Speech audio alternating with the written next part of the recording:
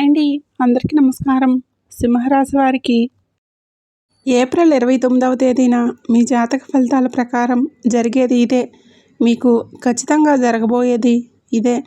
ఈ రాశివారు ఎక్కడున్నా సరే అర్జెంటుగా ఈ వీడియోనైతే చూడండి. రెండు పెద్ద శుభవార్తలు అయితే మీరు వినబోతున్నారు. వీటిని వదిలితే మాత్రం మళ్ళీ మీరు జన్మలో దక్కించుకోలేరు. ఈ రాశివారికి ఈ వీడియో మీకు కంటపడిందంటే కనుక ఐశ్వర్య అనుగ్రహం మీ యందు ఉంది కాబట్టి ఈ వీడియో మీకు కంటపడిందని చెప్పుకోవచ్చు. వీడియోని ఎక్కడా కూడా స్కిప్ చేయకుండా చివరి వరకు చూసే ప్రయత్నం అయితే చేయండి. అప్పుడే మీకు పూర్తి వివరాలు అనేవి తెలుస్తాయి. ఇక ఆలస్యం చేయకుండా వీడియోనైతే చూసేయండి. అలాగే ఈ వీడియో చూసే ముందు జై సంతోషి మాత అని తప్పకుండా కామెంట్ అయితే చేయండి. ఈ వీడియోకి ఒక చిన్న లైక్ ఇవ్వడం వలన ఈ వీడియో మరికొంతమంది మీ రాశి వారికి చేరే అవకాశం ఎక్కువగా ఉంటుంది. అంతేకాకుండా మాకు కూడా కొంచెం మోటివేషనల్గా ఉంటుంది. ఇప్పుడు ఈ రాశి వారి గురించి మనం గతం గురించి మాట్లాడుకుంటే కూడా జరగబోయే దాని గురించి మాట్లాడుకుందాం.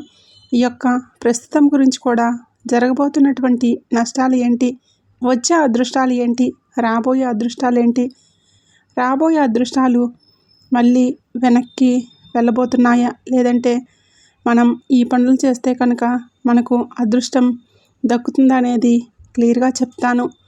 అందుకే ఈ వీడియో చివరి వరకు వింటేనే మేమేం చెప్తున్నామో మీకు పూర్తిగా అర్థమవుతుంది. ఈ రాశి వారి యొక్క మానసిక స్థితి ఇప్పుడు పూర్తిగా ఎలా ఉంది అంటే, ఏది ఏమైనా సరే కష్టపడదాము, కష్టపడేదానికి ఎంత వస్తుందో అంత రానివ్వు, చేసే పని చేసుకుంటూ పోదాము, దైవం ఏది నిర్ణయిస్తే విధి ఎలా రాసిపెట్టి ఉంటే అలాగే జరుగుతుందని చెప్పి ఒక రకమైనటువంటి మానసిక స్థితిని స్థిరంగా ఉంచుకొని చేసేటటువంటి వృత్తి పట్ల శ్రద్ధను పెట్టుకొని చాలా క్రమశిక్షణతో పనులు చేసుకుంటున్నారు ఈ రాశివారని చెప్పుకోవచ్చు. కానీ ఎవరైతే మన చుట్టూ ఉండేవారు ఉంటారో వారి యొక్క ఎఫెక్ట్ కూడా మన మీద అనేది చూపిస్తూ ఉంటుంది. వీటి వల్ల ఏమవుతుందంటే ఈ రాశివారి యొక్క జీవితంలో కొన్ని డిస్టర్బెన్స్ అంటే కొన్ని అంతరాయాలు అనేవి జరగబోతున్నాయి. ఎందువల్ల జరగబోతున్నాయి అంటే కనుక చేస్తున్నటువంటి కష్టం ఏదైతే ఉందో, వస్తున్నటువంటి రూపాయి ఏదైతే ఉందో, అది రూపాయి కానివ్వండి, 10 రూపాయలు కానివ్వండి, లేదంటే ₹1,00,000 అయినా కానివ్వండి, ఈ సంపాదన ఏదైతే ఉందో ఈ యొక్క సంపాదన అనేది గుట్టుగా దాచుకొని ఈ రాశివారిలో లేదు. ఇలా గుట్టుగా దాచుకోకుండా ఎవరి దగ్గర దాచాలో వారి దగ్గరే దాచకుండా, ఎవరి దగ్గర మాట్లాడకూడదో వారి దగ్గర బట్టబయలు చేస్తున్నారు. దీని కారణంగా జరుగుతుంది ఏంటి అంటే, ఇక్కడ వీరి యొక్క సంపాదన ఎవరైతే కళ్ళ ముందు చూస్తున్నారో, వీరి యొక్క కష్టాన్ని కళ్ళ ముందు చూస్తున్నారో వీరిని దోచుకునే ప్రయత్నం చేస్తున్నారు. అది కూడా వీరికి తెలియకుండా. అది ఎలా అంటే కనుక అక్కడే మీ రాశికి కొంత చెడు ఎఫెక్ట్ అనేది పడుతుంది. అది మీరు కంప్లీట్గా అర్థం చేసుకోవాలి. చుట్టూ ఉండేవాళ్ళు కూడా మీకు చాలా మంచి వాళ్ళని మీరు భ్రమపడవద్దు. ఎందుకంటే ఇక్కడ స్నేహం రూపంలోనూ, లేదంటే కనుక పార్ట్నర్స్ రూపంలోనూ, లేదంటే బంధువుల రూపంలోనూ ఇలా ఎవరైనా కానివ్వండి, వీరి వలన ఏమవుతుందంటే కొంచెం సెంటిమెంటల్గా మనుషుల్ని ఎమోషనల్ చేసి, బ్లాక్మెయిల్ చేయకుండానే చేసినట్లుగా చేసి మీ దగ్గర ఒక రూపాయి అయినా లాగడం కానీ, లేదంటే మీ దగ్గర నుంచి మరొకరికి పెట్టించడం కానీ చేస్తూ ఉన్నారు. ఇలా చేయడం వల్ల ఏమవుతుందంటే మీ యొక్క ధనం అనేది మీకు 100% దక్కకుండా 100లో 20% అనేది బయటికి వెళ్ళిపోతుంది. కానీ 20% బయటికి వెళ్ళిపోవడాన్ని కూడా ఈ రాశివారు గమనించలేకపోతున్నారు. ఇక్కడ మీరు నన్ను ఒక ప్రశ్న వేయవచ్చు. అంత గమనించలేనంత పిచ్చివాళ్ళమా మేము ఏంటి అని నేను చెప్పేది ఆ ఉద్దేశంతో చెప్పడం లేదు. మీరు అసలు పిచ్చివాళ్ళే కాదు. ఈ రాశివారు చాలా తెలివైన వారు, డబ్బు మీద చాలా మంచి మనస్తత్వం కలిగిన వారు, చాలా మంచి మనసుతో కష్టపడే మనస్తత్వం కలిగిన వారు, ప్రతి రూపాయి కూడా దాచిపెట్టుకునే రకంగా కలిగిన వారు. కానీ ఇక్కడ మనకి ఏదైతే లక్ష్మీదేవి మన దగ్గరకు వస్తున్నప్పుడు దాన్ని మనం భద్రంగా గుప్పెట్లో దాచిపెట్టుకోవాలి. గుప్పెల్లో విప్పి 10 మందికి చూపిస్తే కనుక నరదృష్టి అనేది ఒకటి ఉంటుంది. ఈ నరదృష్టి అనేది మనల్ని కాలుస్తుంది. అది మనకి ఒక తెలియకుండానే మనల్ని నాశనం చేస్తుంది. తీరా పూర్తిగా చేయి జారిపోయాక అయ్యో అని ఆకులు పట్టుకుంటే ఏమి ఉపయోగం ఉండదు.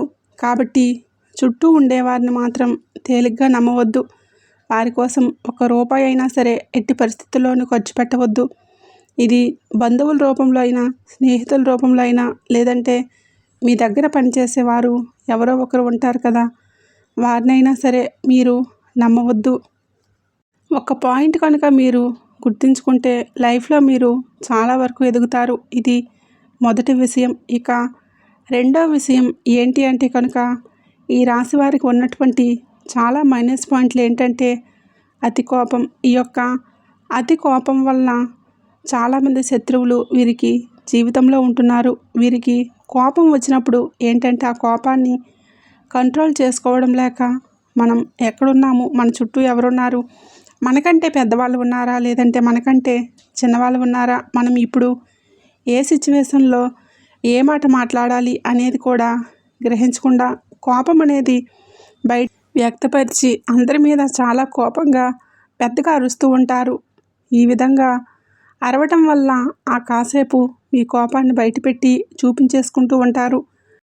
దీనివలన మీరు చాలా వరకు కూడా మీరు అనుకున్నటువంటి మీ చుట్టూ ఉన్నటువంటి మీ మనుషులైనటువంటి వారిని మీరు దూరం చేసుకుంటూ ఉంటున్నారు. అనుకున్న వాళ్ళు ఎవరైతే ఉన్నారో వారు కూడా మీకు దూరమయ్యే అవకాశాలు ఎక్కువగా ఉంటాయి. అలాగే మీరు ముఖ్యంగా వీరితో ఎంతవరకు కూడా మనం మంచిగా ఉండకూడదు. వీరిని ఎలాగైనా సరే సాధించాలి. వీరికి మనశ్శాంతి లేకుండా చేయాలి. ఎందుకంటే వీరు ఆ సమయంలో నన్ను అలా అన్నారు అని చెప్పి మీ మీద ఎక్కువగా శత్రుత్వాన్ని పెంచుకునేవారు కూడా ఉంటారు. అలా మేము శత్రువులమే, మీ మీద కక్ష సాధించబోతున్నాము, ఏది ఏమైనా మేమేంటో మీకు చూపిస్తాము అని ఎవరూ కూడా మనకి చెప్పరు. ముఖాన బోర్డు వేసుకొని తిరగరు, కానీ మిమ్మల్ని తిరిగి కోలుకోలేనటువంటి దెబ్బ కొడతారు. కాబట్టి ఎవరి మీద కూడా అంత కోపాన్ని ప్రదర్శించకండి. తన కోపమే తనకు శత్రువు అన్న పాయింట్ ఒకటి గుర్తు చేసుకోండి.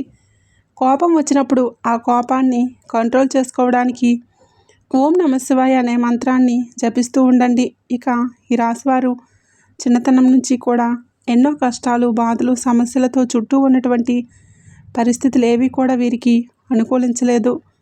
నా అనుకున్న వారు వీరిని స్వార్థం కోసం వాడుకొని వీరిని అనేక రకాలుగా కష్టాలకు గురిచేసి ఎన్నో బాధలు, సమస్యలతో చుట్టూ ఉన్నటువంటి పరిస్థితులు ఏవి కూడా వీరికి అనుకూలించలేదు.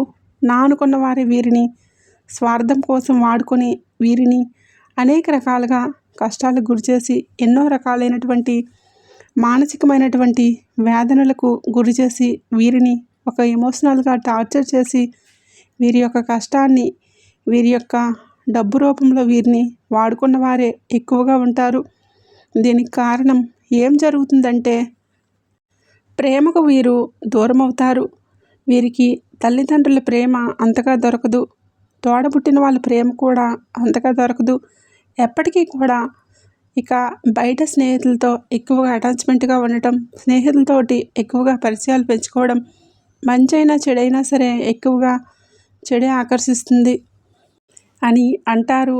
అలా చెడు ఆకర్షించి కొంతమంది వారి లైఫ్లో స్పాయిల్ చేసుకున్న వారు కూడా ఈ రాశి వారిలో ఎక్కువగా ఉన్నారు. ఎందుకు ఈ మాట చెప్తున్నాను అంటే కనుక ఏది ఏమైనా సరే మనం ఎప్పుడూ కూడా ప్లస్ పాయింట్లే చెప్పుకోకూడదు. అప్పుడప్పుడు మైనస్ పాయింట్లు కూడా చెప్పుకోవాలి. ఎవరైనా సరే బయట వాళ్ళు మనల్ని పొగుడుతూ ఉంటారు. అంతే కనుక మనల్ని మంచివారైతేనే తిడతారు, ఒక మాట అనగలుగుతారు. ఎందుకు అంటే చిన్నతనం నుంచి కూడా మన అమ్మ నాన్న మనల్ని తిట్టి కొట్టే పెంచారు. ఎందుకంటే మీరు మంచి ఏంటో చెడు ఏంటో తెలుసుకోవాలి, అప్పుడు దానివైపు అడుగు పెట్టకూడదు అన్న ఉద్దేశంతో. అలాగే ఇప్పుడు ఈశ్వరుడు కూడా నా చేత పలికించారు అంటే దాని అర్థం మీరు మంచిని గ్రహించాలని. ఇక్కడ మీరు ఇప్పుడు తెలుసుకోవాల్సింది కూడా చెడు అనేది అంతే చాలా తొందరగా ఆకర్షిస్తుంది. చాలా ఆలస్యంగా అర్థమవుతుంది. మీ యొక్క చెడు స్నేహాలు ఏంటి అంటే చాలా త్వరగా అట్రాక్ట్ చేసుకొని మిమ్మల్ని కూడా చెడు మార్గంలో నడిపించే ప్రయత్నం చేస్తాయి. కాబట్టి మీ మనసుకు ఇది తప్పు అని తెలిసినప్పుడు ఆ తప్పు మీరు చేయకుండా ఉంటేనే మంచిది. చాలా అంటే కష్టపడుతున్నారు. ఇక మన వాళ్ళు ఎవరో పరాయి వాళ్ళు ఎవరో కూడా తెలుసుకున్నారు. ఎవరి వల్ల నష్టం జరిగింది, మనం ఎదుగుతున్నాము అంటే మనల్ని చూసి ఎవరైతే ఏడుస్తున్నారో అని కూడా తెలుసుకున్నారు. మరి అలాంటప్పుడు మన కష్టాన్ని మనం ఎందుకు దూరం చేసుకోవడం? ఏదైనా కానీ ఒక దుర్వ్యసనానికి అలవాటైనప్పుడు ఆ దుర్వ్యసనం వలన తర్వాత మనం ఎంత మూల్యం అనేది చెల్లించవలసి వస్తుంది అనేది కూడా మీరు ఒకసారి ఆలోచించుకోవాలి. కుటుంబ విషయానికి వస్తే ఈ రాశివారి కుటుంబంలో చాలా అంటే ఏదేమైనా కూడా బయట వాళ్ళతో ఏ విధంగా ఉంటున్నారో కుటుంబంతో కూడా అదే విధంగా ఉంటారు. ఎప్పుడూ కూడా కరెక్ట్ అనిపించుకోదు. మన కుటుంబంలో మనం ప్రేమగా ఉండాలి. మనకి మంచి జరిగినా చెడు జరిగినా మనతో పాటు తోడుగా ఉండేది మన కుటుంబమే. అలాంటప్పుడు కుటుంబం అనేది మనకి ఎప్పుడూ కూడా ఒక వెన్నెముక లాంటిది. అలాంటప్పుడు బయట ఉండే కోపాలు, బయట ఉండే ఆవేశాలు, బయటపడిన బాధలు, ఉద్యోగాల్లో ఉండే నష్టాలు, వ్యాపారాల్లో ఉండే నష్టాలు, ఎదుటివారి మీద కోపాలు అన్నీ కుటుంబం మీద రుద్దకూడదు. ముఖ్యంగా మగవాళ్ళకి ఈ విషయం చెప్పాలి. ఎందుకు అంటే చాలామంది ఈ యొక్క రాశి వారిని గమనించినట్లయితే కనుక ఎక్కువగా పదే పదే అరుస్తూ ఉంటారు. ఇంట్లో ఎక్కువగా కోప్పడుతూ ఉంటారు. చిన్నపిల్లల మీద కోప్పడుతూ ఉంటారు. ఎందుకంటే వారి స్ట్రెస్ అనేది ఎక్కువగా మైండ్లో ఉంటుంది. కానీ ఆ స్ట్రెస్ని మీరు కంట్రోల్ చేసుకుంటే కనుక మీకు తిరిగి ఉండదు. మానసిక స్థితి అనేది భగవంతుడు మనకి ఇచ్చారు. కాస్త నిదానంగా ఉండటం, కాస్తంత ఓర్పుగా ఉండటం. ఒకరిని అనేటప్పుడు మనం ఎవరిని అంటున్నాము, ఎందుకు అంటున్నాము, మనం అనడానికి వారు చేసినటువంటి తప్పు ఏంటి, మనం ఈ మాట అంటే వారు ఎంత బాధపడతారో అనే విషయాన్ని కూడా ఆలోచించుకొని అనాలి.